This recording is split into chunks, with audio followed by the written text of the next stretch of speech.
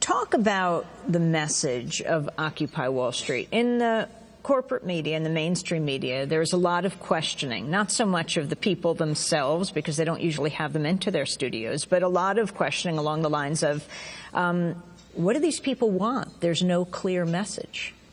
Well, first, of course, I don't speak for that movement, and indeed, they don't have official spokespersons with clear plans. So that part is true.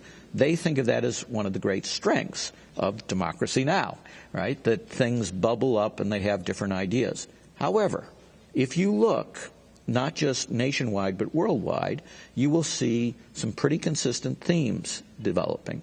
And those themes include, we have to deal with the systemically dangerous institutions, the 20 biggest banks that the administration is saying are ticking time bombs. That as soon as one of them fails, we go back into a global crisis. Well, we should fix that. Right? There's no reason to have institutions that large. That's a theme. That accountability is a theme. That we should put these felons in prison, and there's no action on that.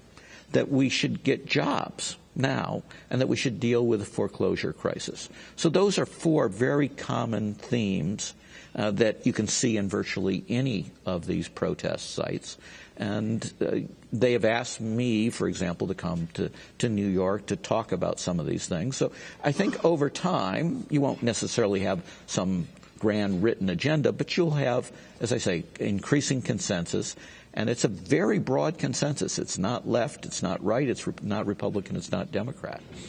You know, as Democracy Now! Covers the Occupy Wall Street movement in New York, there are a lot of pizza boxes that are used for signs, the back of pizza boxes, because pizzas are being sent in to the protesters from all over the world. They put in orders to the local pizzerias, and they're sent in. I mean, there are orders coming in from Cairo, from Madison, Wisconsin, and they all go to the people who are staying there overnight. And one of the signs that one of the protesters was holding said, "We'll believe corporations are people when Texas executes one." Can you talk about the idea of corporations as people, corporate personhood? Yeah, well, I mean, one of my hats is I'm a lawyer, and it's bad law.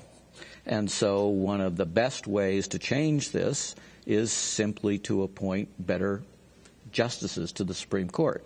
And this is a 5-4 decision, so one justice could make an enormous amount of difference. First, explain what it is. It goes all the way back to the Civil Rights era, Civil Rights amendments after the Civil War. Those amendments were supposed to, of course, protect the freedmen and women. They were quickly perverted by the Supreme Court, which is a really ultra-right-wing pro-slavery group for most of our history, into saying we're not going to protect the freed slaves very much, but we are going to protect corporations. And so they interpreted the 14th Amendment and 15th Amendment in particular as giving due process rights to corporations as persons.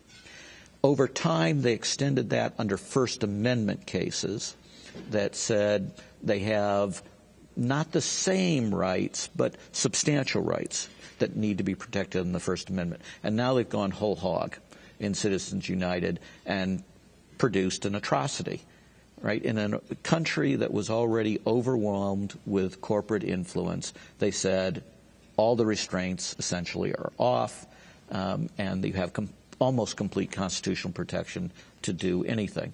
And so the domination by corporations, and in particular by finance, which is now the biggest funder of both parties, is going to grow very substantially unless we fight back. We're talking to William Black, who worked in the Reagan Administration. He's a professor at University of Missouri, Kansas City. I've got